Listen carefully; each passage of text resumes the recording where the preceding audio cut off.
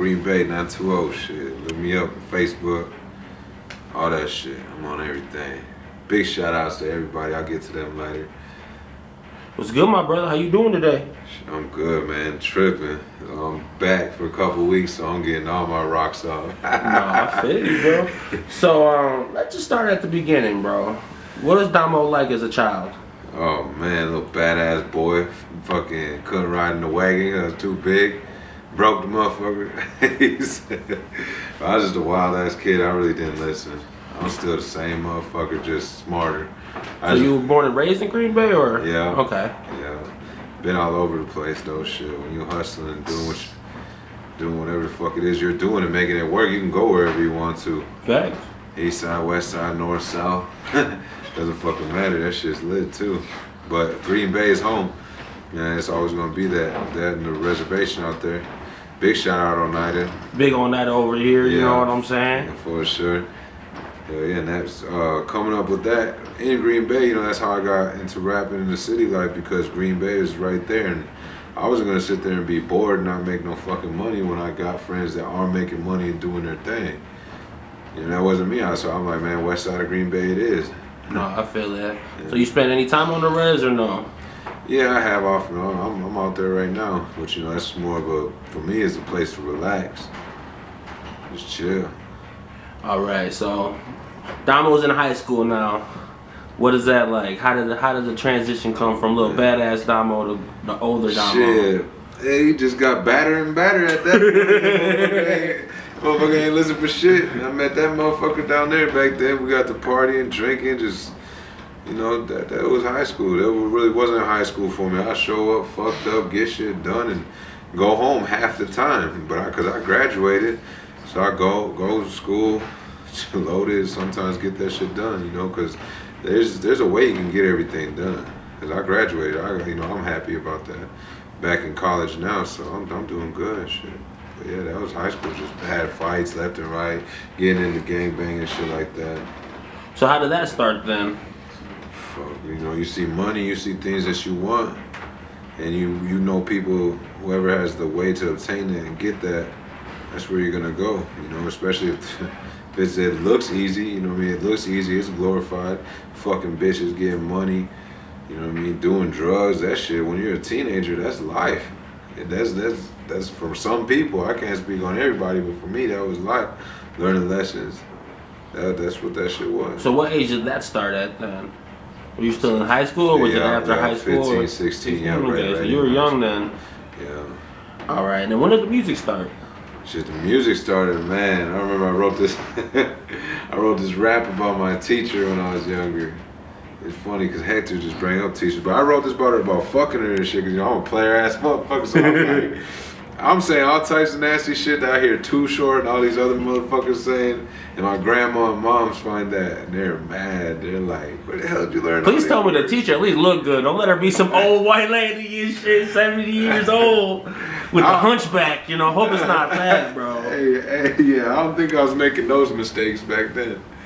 Young and wide eyes too wide maybe, you know what I'm saying? Yeah. Let's all right. But I really don't remember her though, but I remember that was my first rap I ever wrote, because I was like, man, they're talking about fucking bitches, so I'm gonna talk about my teacher and what I want to do to her. I didn't even know what that shit was. You know, I don't know what the fuck that's usually how it is too. Motherfuckers be so young listening to shit that's so beyond their years. And then with music, actually getting into, like, you know, making my first song, all right, I'm in Green Bay Southwest.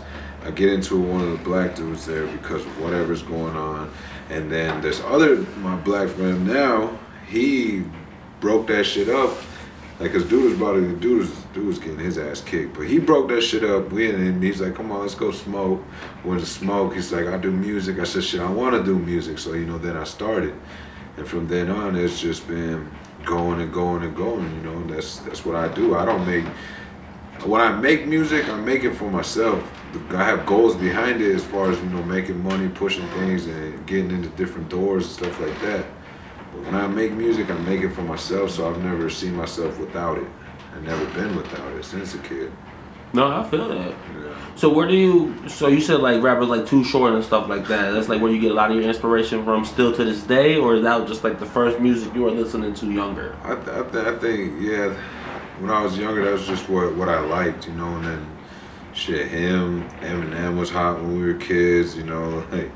Like Tupac and Biggie just died, but everybody, their name was so big that it rang still. We still know who the fuck they were. Still to this day, even, you know. Yeah, yep. And so that's where I got all the inspiration. And after that, it was kind of like, well, shit, my life's crazy. I'm gonna talk about my life. You know, I'm not one of these people who are gonna say like, oh, I'm gonna go kill all these people and do this. I got 24 bodies. That's not the life that I live. But on some real shit, I'll do some fucked up shit too. You know what I mean? And then my daily situation, because this fucking, at the time, you know, right before I got out of prison, you know, my daily, I never knew what the fuck I was on day to day. You know what I mean? It might be some really bad shit, might be some mild bad shit. But when I wake up, I commit a felony. On accident or purpose, you know, and some of them ain't that bad, but in some motherfuckers' eyes it is.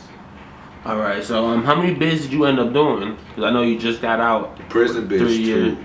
3 years, was it 3 years? 2.5, yeah. And then what about before that? Before that was 28 months, so a little over 2. Yeah, I did a couple. I just didn't know how to. I feel like I should have just focused on one thing instead of hustling and doing all this other shit. Like, don't get me wrong, you can manage both, but it all depends on your situation, where you're at. Really, like, you know, my city ain't all that big, so I got pulled in some shit for other motherfuckers not being cautious. I wasn't even in the way. I was on the side You talking of the about this road. last time, or yeah? So because a lot of that hit the papers out there and stuff like that, and it wasn't just y'all. It was actually a huge roundup. Yeah, that shit went all the way across fucking America. That shit, you know, motherfuckers are dealing with bricks of fentanyl, heroin, coke. You know, that shit ain't no joke when you got 100 pounds sitting there. And then, you know what I mean, like my plug personally, he didn't give a fuck. Sometimes he forgot about the weed, so that's all I ever fucked with though. I made hell of money off that shit. Then everything came crashing down though because of what they're doing. When you mixed up with them, you see anybody mixed up with drugs, fuck out their way. Get out of their way. So what did you end up getting caught with then? Just some conspiracy to sell 25,000 grams or more of marijuana. And that was just the final charge right there. Yeah. Yeah, man, that's tough, bro. It is what it is, though. You know, I can't bitch and complain about it because I had fun, man. I went to top buildings all over the place, like penthouse shit, man. I fucking done seen shit that people would be like, just wish, like, damn, I wish I could live that life for 20 fucking minutes. And you know what I mean? I'm out here for 2 weeks living this stupid fucking life. Yeah. I feel you though, bro. So I don't know how to word this though. You clean now. You're not on papers or nothing now. No, I got 5 years left. I have 5 years left, yo. So you're on parole then? Yeah, that's why I moved out and got out the way. When I come back, it's strictly business. When I'm out there, I'm still working. I'm still getting everything done. Everything I need to do as far as like, you know, working on now. I'm working on clothes. I'm waiting for my guy to get the digital copies back, and you know, I'm working. I'm moving and grooving. I'm going to school. I'm doing a lot. So I need to isolate myself from everything that I built and had going on over here because it all necessarily wasn't good for me. And when that shit happens, you gotta get rid of that negative energy. You can't keep that shit around you. You gotta isolate yourself, you know. Especially me. That shit don't work for everybody, but that shit work for me. When I come back, get all the music done. No, I feel that. So is it harder to find inspiration now that you're living more of a normal life, you think? Or is it just still like, I guess, reflecting on what you're going through still? The way that I say as far as musically goes, it's not because the way that I'm going and the direction that I'm going with it is inspiring in itself because I'm changing shit. Like I just made like a dance song. It's called Diamonds. It's more of a like, damn, I just want to move my body type shit. And that's the type of shit that's going to make you known in this motherfucking world. Me anyways, I'm not going to sit here and rap about a bunch of shit that I don't got, that I don't want. What do I still like to do? I still like to get high. I still like to party. I still like to fuck bitches. I still like to get money. Ain't none of that shit changed. You know what I mean? So that's what I talk about now. You know, like obviously some days we all go through some shit and have our day, so you might get a burst of some fire ass bars from me, but that's not a everyday thing for me anymore. I feel that. So let's just go talk about before you went in and what you had going on then. Ooh, we was like wildin'. I had the biggest studio Green Bay's ever motherfucking seen. You shot a video there, you know that. A couple of them, man. Yeah, that motherfucker was cracking, bro. We was doing too much. I remember we had the whole businesses loved us all around though, because we was always spending money there. So we'd have like 200 people at one time that was in that motherfucking building. cops even went to them like, hey, you want to shut this down? They're like, nah, they're good. But I went wild in that studio, bro. Like, you know, that shit was fun. And it was also a major distraction, you know what I mean? Because it was too much. Like at the same time now, when I build my next studio, it's only gonna be a little studio and a little weight pile, so I can, you know, get out all my mental frustrations out, you know, and I don't want. I'm basically isolate, work, drop the shit the right way, find the right people, keep talking to them, keep moving, keep grooving. So you trying to stay in Green Bay then, or what? What's the final move then? Nah. Green Bay ain't the move, because the way I see it, there's too many people out there that really don't care or genuine enough to have anybody else's back, for one.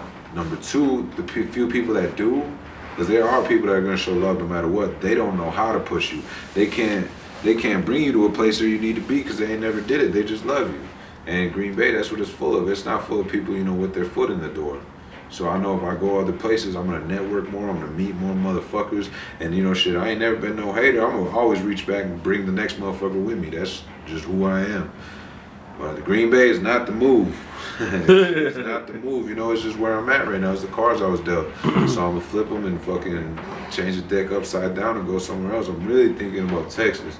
The people out there are genuine, and like as far as like, I remember you talking about that before you went in. Yeah, Texas is always like the end move. Yeah, and they're like just some hustling ass motherfuckers, and instead of like being mad at the next motherfucker eat, they're happy for you. They'll congratulate you. Midwest, we're full of snakes.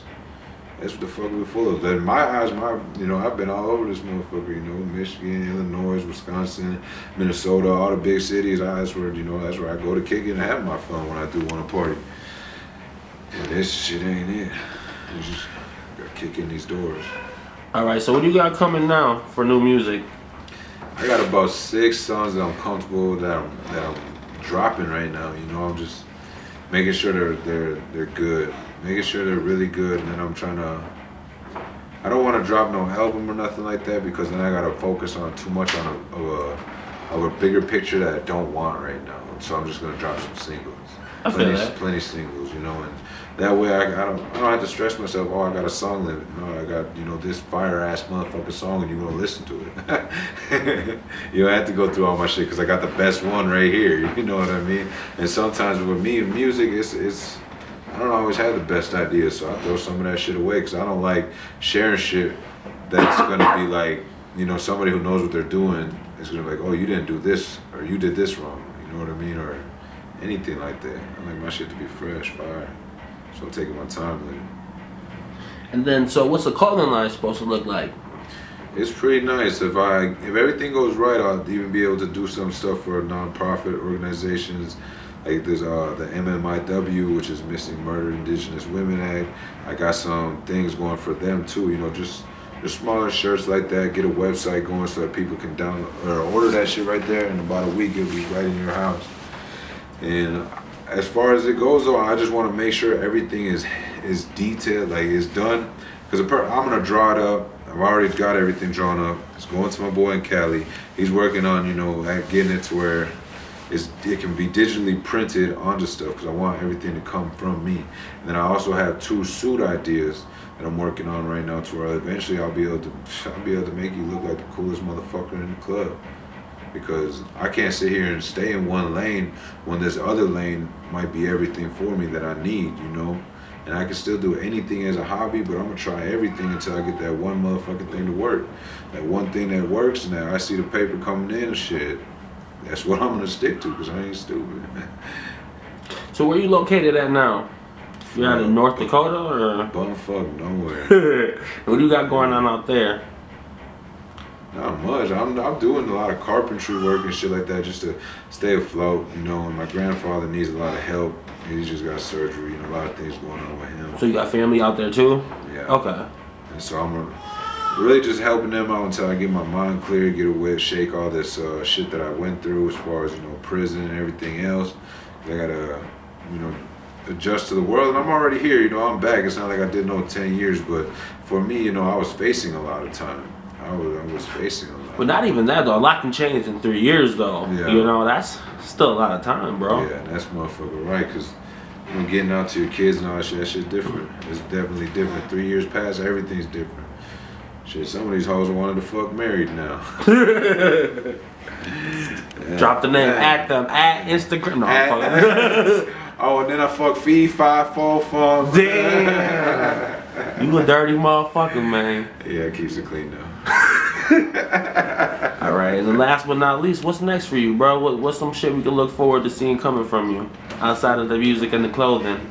Outside of the music and the clothing, just expect me to be who I was. Who I was. That's the only reason why I say that is because I ain't never gonna change on nobody. As far as, you know, big things, I'm gonna try my hardest. Next thing you can see out of me is pay attention, motherfucker, because I'm gonna be doing a lot. That's all I can say, you know. That's all I can say. I'm gonna be doing a lot. And where can we find you at again? Joe Mama's crib. Oh shit. Nah, man, hit me up, Kdomo. I'm on all the everything. Kdomo Picasso. You'll find me everywhere on any social media thing you need, any music streamer that you want. Check me out, man. I'm here, yo. And shit, just stay tuned, 'cause the banger's coming out. I appreciate you, my family. For sure, bro.